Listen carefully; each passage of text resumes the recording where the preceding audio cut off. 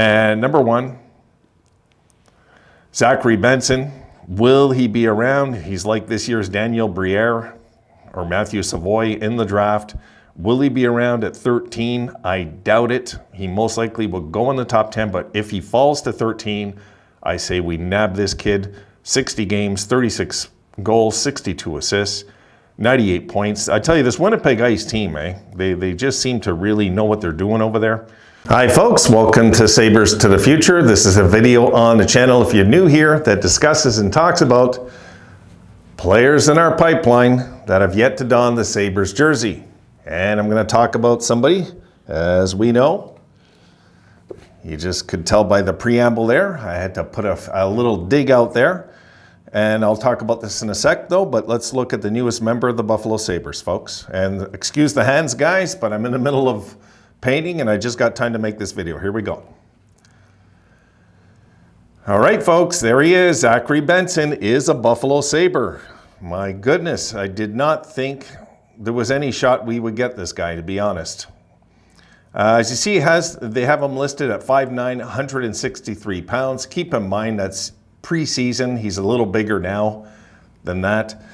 And if you look at his season this year, 36 goals, 62 assists, 98 points, 15 playoff games, 17 points, 15 playoff games last year, 23 points. And if you even look at his younger years, if you go over to other prospects pages and stuff, you'll see that even as a younger, when he was a little kid, he was still producing in the playoffs, this guy. So very good pick. I'm happy with it. I know I talked about wanting a defenseman. Guys, let's take a look now, just at where they had him ranked. A lot of places. Let's take a look.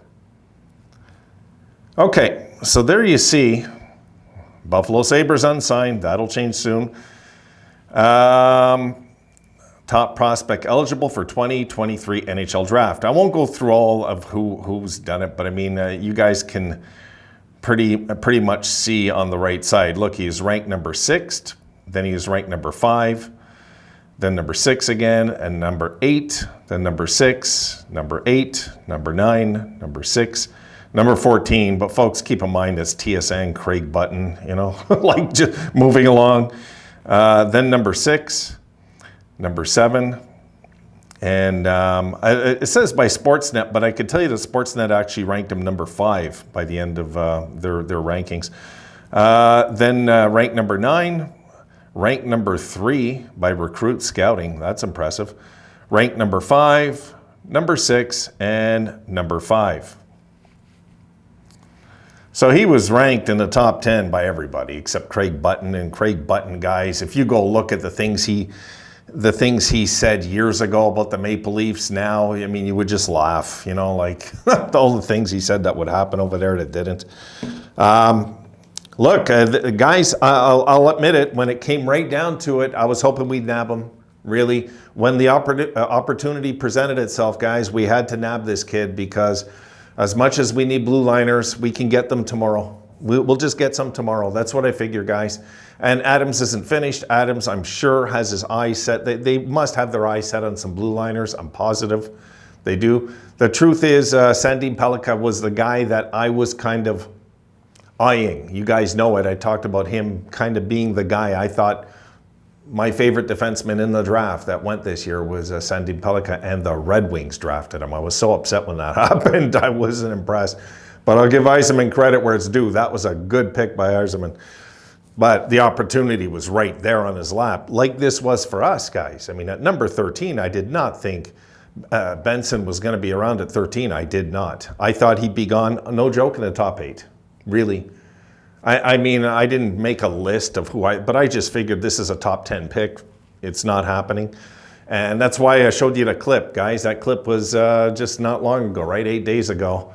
I made that video, and I was doubtful then that we were going to have any chance of getting this kid. I mean, it was kind of a long shot at best. And I figured if the opportunity ever presents itself, you got to jump on it. Because in the draft, guys, when you're in the middle of the pack, anything can happen. We honestly didn't have to finish I know we didn't get a top 8 pick this year, but we got a top 8 prospect. You know, it's pretty good. It's like we still got a top pick. Did you guys notice? I don't know if you noticed or not, but how excited Adams was. I can't wait to see the next Sabres embedded, because I'm sure we're going to see Adams saying I'm sure we're going to see Adams all nervous saying there's no way he's going to be there. There's no way he's going to be there. And they probably lost their mind when he was there for the picking. So I think it's a good pick. It's a solid pick, guys. More speed, more depth. It's fine. It's okay. Yes, I know we need some big forwards. I get that. But you know what? You can't pass on talent. You cannot pass on talent. I can't stress this enough. You can't pass on talent. You know, and the talent's there. You got to nab it. You know, it doesn't matter if it's not in your timeline of exactly what you want. How many times have I said it, and you guys have said it? Grab the best player possible if he's still around. Take him, because no matter what, it's an amazing trade piece. Worst case scenario, you know what I mean? Some big defenseman becomes like, and somebody says, oh, you know, if you're willing to let Benson go, like, and I doubt it, we will now. This is a keeper, I think. This kid's a keeper. He was playing with Savoy this year. So, you know, I'm sure that's what, he looked really excited that the Sabres picked him, if you notice, because I'm sure him and Savoy are pretty tight, you know? So I think that played into it a bit too. But guys, I'm so far I'm so good with this, you know. I'm perfect with this draft so far.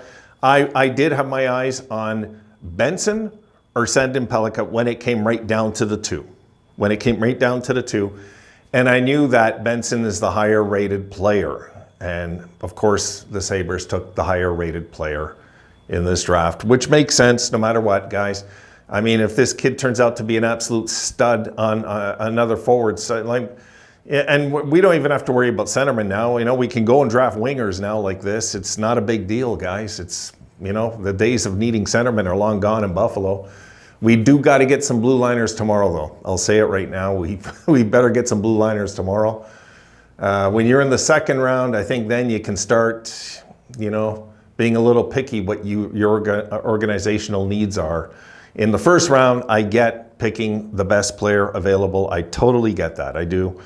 I just had my heart set on a blue liner. I thought we were going to take a blue liner till the Benson opportunity arrived on our lap, you know, and we had to nab this kid, guys. We just did. We had to nab this kid.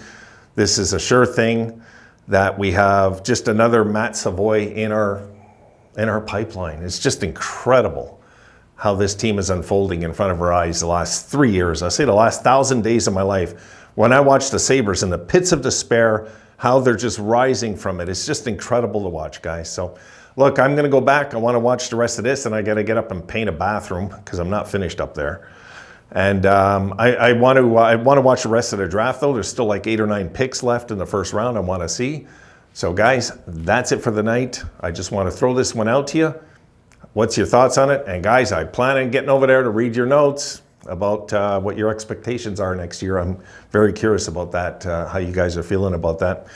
But I'm good. I'm good with it. Just so you know, I know I've been crying for a blue liner. I'm good with this pick.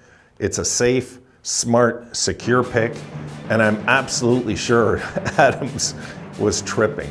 Because if I'm going to watch him again when he makes that call, he just was glowing before he called out his name. So they really had their eye on this kid.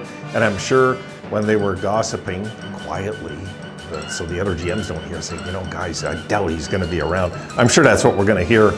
I can't wait to see the Sabres embedded about drafting this kid. I really can't. All right, guys, I'll see you tomorrow. Have a good one.